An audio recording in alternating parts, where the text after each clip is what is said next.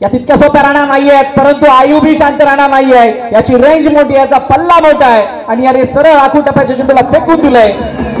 Midwicket सीमारेखा पार. समोर आयुब शेख, मोठा फटका रेंज मध्ये आहे, ताकद खूप जास्त आहे आणि त्यामुळे हा चेंडू थांबणार नाही. या चेंडू निघून गेला. वाईड इश मिडविकेट सीमारेखा पार. रोहित हिरेला आपण पाहतोय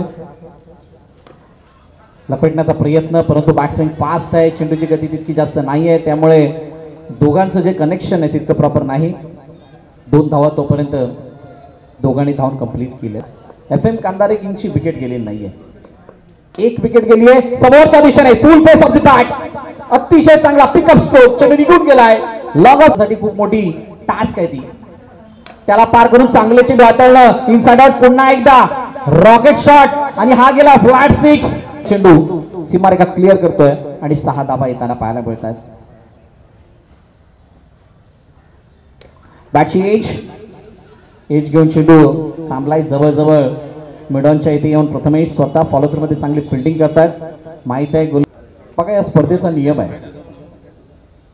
जडमधला चेंडू हेलिकॉप्टर उडवलाय, लँड झालाय सरळ आमच्या मंचावरती. या मंचाला मानवंदना देणारा हा